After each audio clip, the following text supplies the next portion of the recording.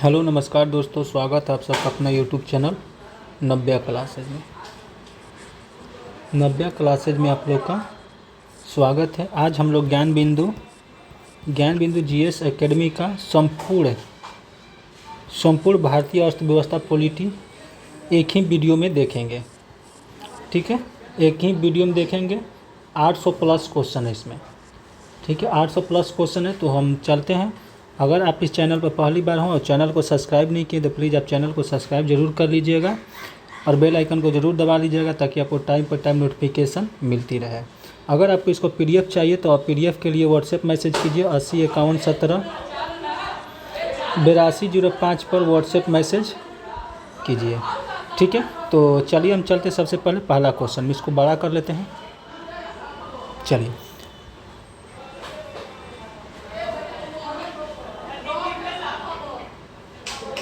इतना ठीक है। पहला क्वेश्चन है, प्लासी का युद्ध कब हुआ? प्लासी का युद्ध कब हुआ? प्लासी का युद्ध कब हुआ? तो 1757 में। बक्सर का युद्ध कब हुआ था? तो 1764 में।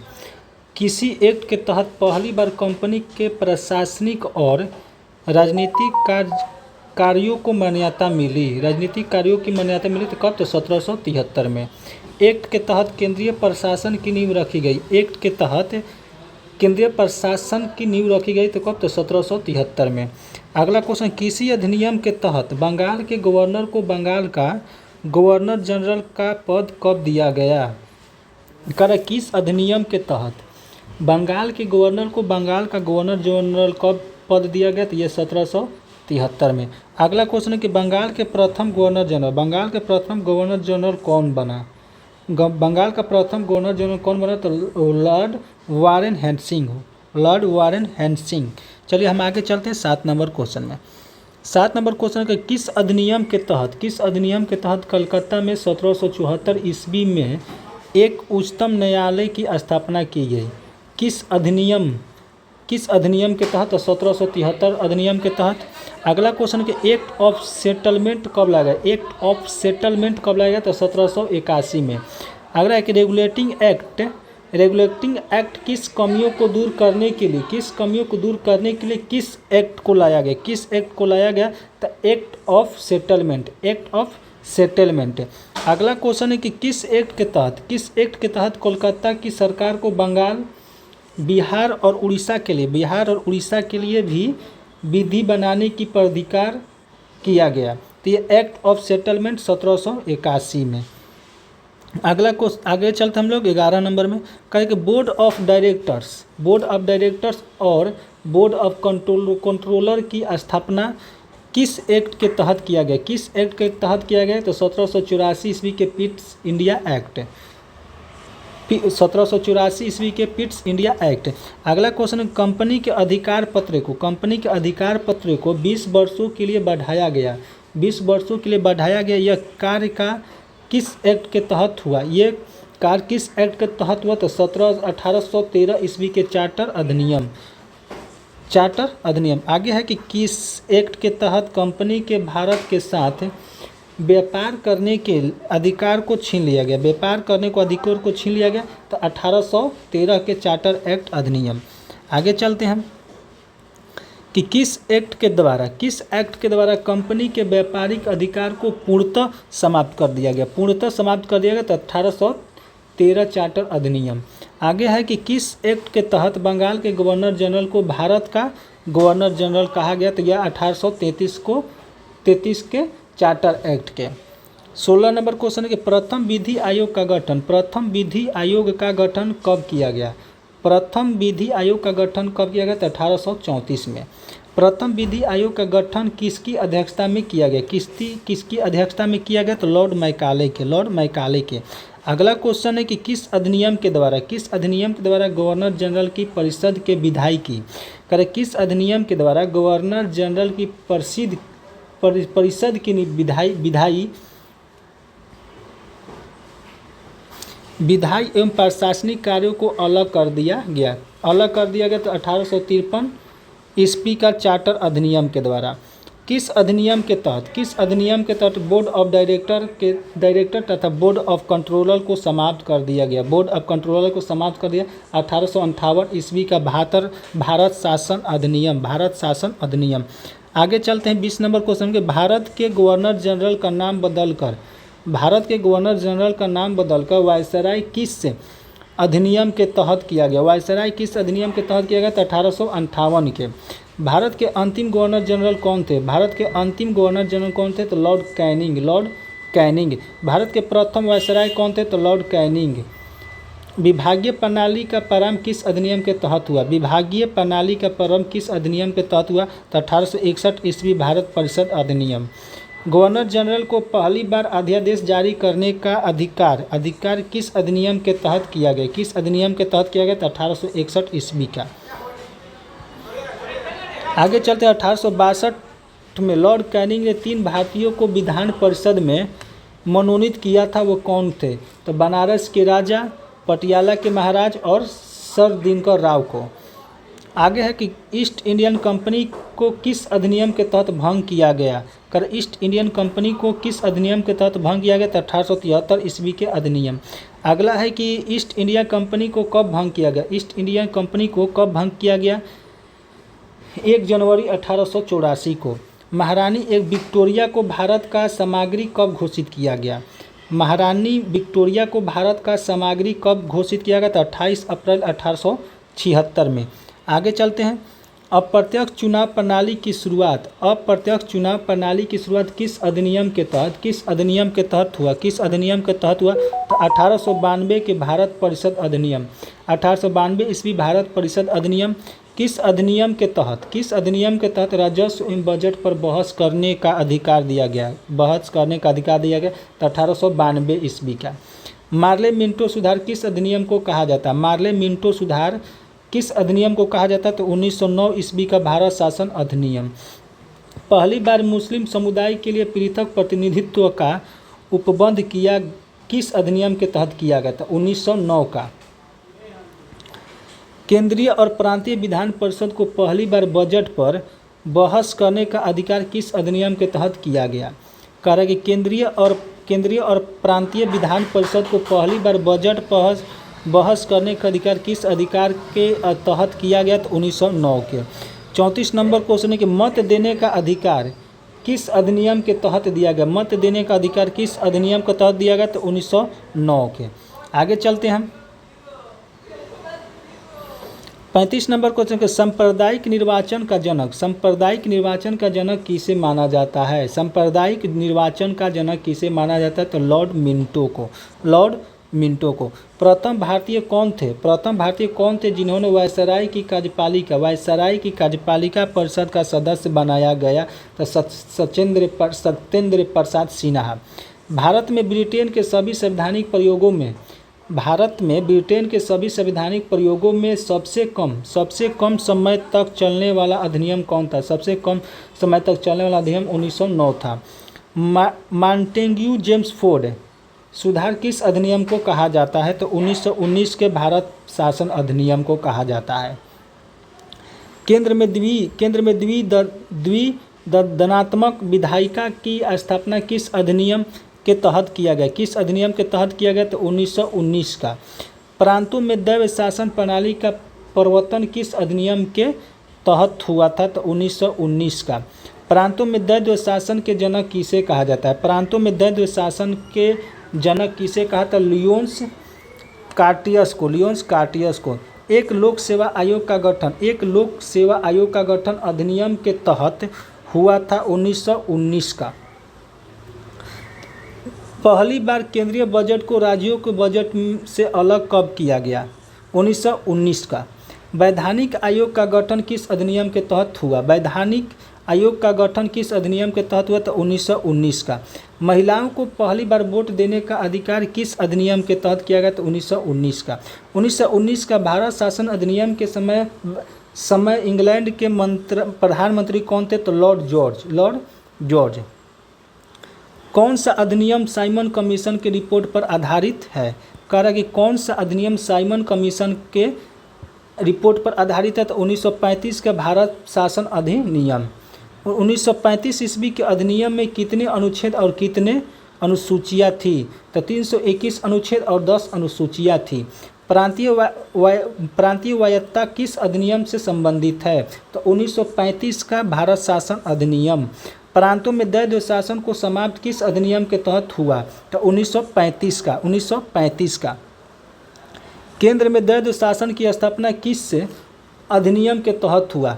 केंद्र में द्वैध शासन की स्थापना किस अधिनियम के तहत हुआ? तो 1935 का। 1935 के भारत शासन अधिनियम को 1935 के भारत शासन अधिनियम को गुलामी का अधिकार पत्र किसने दिया था? 1935 के भारत शासन अधिनियम को गुलामी का अधिकार पत्र किसने दिया था? तो नेहरू जी को। अगला है कि संघीय न्यायालय की व्यवस्था किस अधिनियम के तहत हुआ? संघीय न्यायालय की व्यवस्था किस अधिनियम के तहत हुआ? तो 1935 का। 54 नंबर, भारत परिषद का अंत किस अधिनियम के तहत हुआ?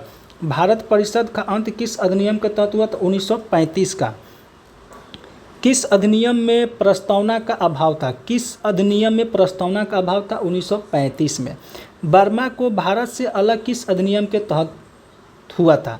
बर्मा को भारत से अलग किस अधिनियम के तहत हुआ था? तो आगे चलते हैं, 1935 के अधिनियम से। चलिए हम 57 नंबर क्वेश्चन देखते हैं। 57 नंबर क्वेश्चन के भारतीय रिजर्व बैंक की स्थापना किस अधिनियम के तहत किया गया था? तो 1935 का।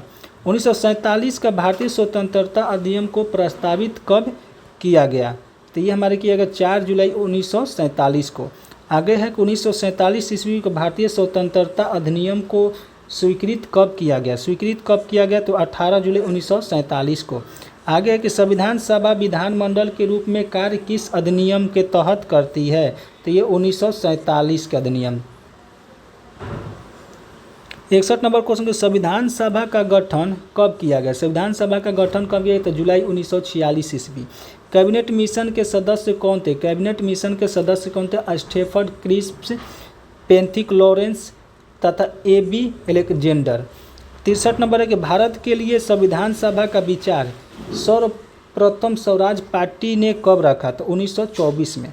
संविधान सभा की प्रथम बैठक कहाँ हुई थी? तो दिल्ली में हुई थी। संविधान सभा की प्रथम बैठक कब हुई थी? तो 9 दिसंबर 1946 में। संविधान सभा के अस्थायी अध्यक्ष कौन थे? तो डॉक्टर सच्चिदानंद सिन्हा थे। आगे चलते हैं, संविधान सभा के संचालन समिति के अध्यक्ष कौन थे? तो डॉक्टर राजेंद्र प्रसाद। संविधान सभा समिति के अध्यक्ष कौन थे? तो पंडित जवाहरलाल नेहरू। प्रांतीय संविधान समिति के अध्यक्ष कौन थे? तो सरदार वल्लभ भाई पटेल। संविधान सभा के प्रारूप समिति के अध्यक्ष कौन थे? तो भीमराव अंबेडकर। संविधान सभा संघ शक्ति समिति के अध्यक्ष कौन थे? तो पंडित जवाहरलाल नेहरू। मौलिक अधिकारों एवं अल्पसंख्यकों संबंधी परामर्श समिति के अध्यक्ष कौन थे? तो वल्लभ भाई पटेल। राष्ट्र ध्वज संबंधी तथ्य समिति के अध्यक्ष कौन थे? तो राजेंद्र प्रसाद। संविधान सभा में अनुसूचित जनजाति के सदस्यों की संख्या कितनी थी? तो 33 थी। संविधान सभा में महिलाओं की संख्या कितनी थी? तो 15 थी। संविधान सभा में अस्थायी अध्यक्ष कौन थे? तो राजेंद्र प्रसाद थे। संविधान सभा में अस्थायी अध्यक्ष के तौर पर राजेंद्र प्रसाद को कब चुना गया? तो 11 दिसंबर 1946 को।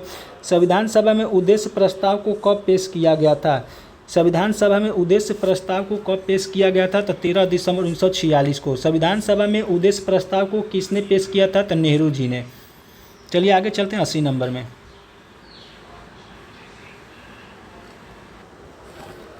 80 नंबर के संविधान सभा में उद्देश्य प्रस्ताव को स्वीकृत कब की गई थी? तो 22 जनवरी 1947। संविधान सभा का प्रारूप किसने तैयार किया? तो B.N. राव ने। प्रारूप समिति का गठन कब किया गया? तो 29 अगस्त 1947। प्रारूप सदस्यों की संख्या कितनी थी? तो 7 थी। संविधान सभा में अंबेडकर की पहली बार निर्वाचन कहाँ से हुआ था? तो बंगाल से हुआ था। संविधान सभा में अंबेडकर का निर्वाचन देश बंटवारे के बाद कहाँ से हुआ? तो बम्बे से हुआ था। 86 नंबर के अंतरिम मंत्रिमंडल का गठन कब हुआ? अंतरिम मंत्रिमंडल का गठन कब हुआ? तो 2 सितंबर 1946 में।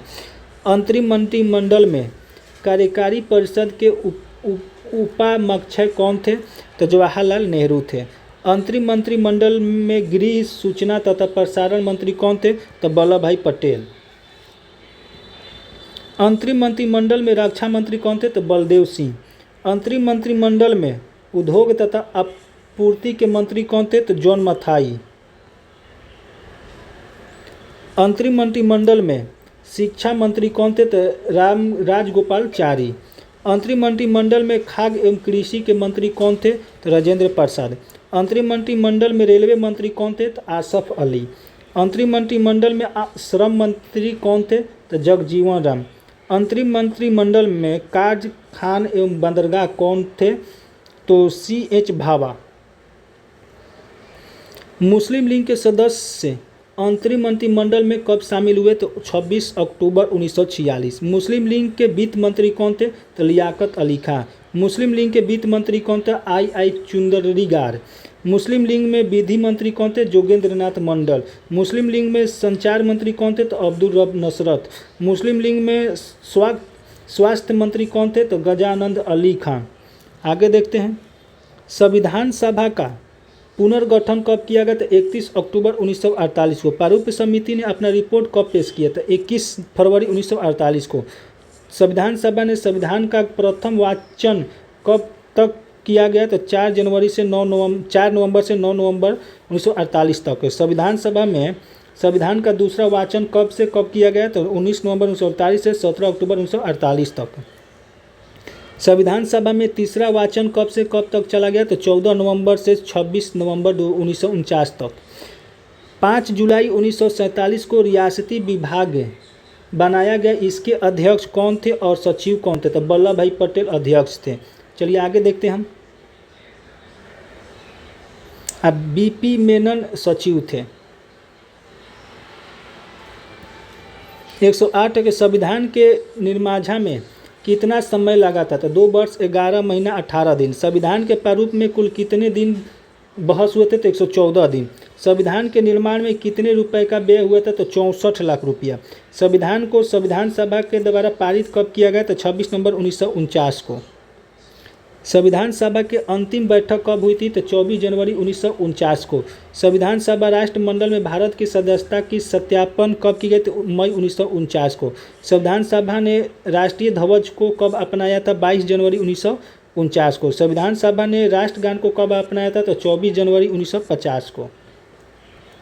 संविधान की कुंजी किसे कहा जाता है? तो प्रस्तावना को कहा जाता है। प्रस्तावना को न्यायालय में घोषित नहीं किया जा सकता है। यह कब घोषित किया गया था? यूनियन ऑफ इंडिया बनाम मदन गोपाला 1957 में। 118 में किस वाद में सर्वोच्च न्यायालय ने प्रस्तावना को संविधान का अंग नहीं माना है? तो बेरुवाड़ी वादी 1960 में। सर्वोच्च न्यायालय ने कब माना कि प्रस्तावना संविधान का अंग है? तो केशवानंद भारतीय बनाम केरल राज्य वाद 1973 में। आगे चलते हैं 120 नंबर की प्रस्तावना में 42वें संविधान संशोधन 1976 के तहत कौन कौन से शब्द जोड़े गए थे? तो समाजवादी, पंथ निरपेक्ष और राष्ट्र की अखंडता। भारत की प्रस्तावना में जो 3 प्रकार की न्याय देखने को मिला है वो कौन कौन से हैं? तो सामाजिक, आर्थिक और राजनीतिक। 122 नंबर के विश्व का सबसे बड़ा लिखित संविधान कौन है? तो भारत का है। लिखित संविधान की अवधारणा किस देश से का देन है? तो फ्रांस का। भारत के संविधान में प्रस्तावना, मौलिक अधिकार, न्यायिक पूर्वावलोकन, संविधान की सर्वोच्चता, निर्वाचन राष्ट्रपति एवं उस पर महाभियोग, उपराष्ट्रपति, वित्तीय पद किस देश के संविधान से लिया गया? तो ये अमेरिका से लिया गया है। 125 में भारत के संविधान में संसदात्मक शासन प्रणाली, एकल नागरिकता एवं विधि निर्माण प्रक्रिया, विधि का शासन, संसदीय विशेषाधिकार, द्विसदनवाद कहाँ से लिया गया है? तो ये ब्रिटेन से लिया गया है। 126 नंबर के भारतीय संविधान में नीति निर्देशक सिद्धांत, राष्ट्रपति के निर्वाचन मंडल की व्यवस्था, राष्ट्रपति द्वारा राज्यसभा में साहित्य, कला, विज्ञान व समाज सेवा कहाँ से लिया गया है? तो इसका राइट आंसर हो जाएगा हमारा आयरलैंड होगा। यहाँ पर 126 क्वेश्चन कंप्लीट हुआ। यहीं छोड़ देते हैं। इसके अगला वीडियो में हम इसके आगे कंटिन्यू करेंगे। चलिए ठीक।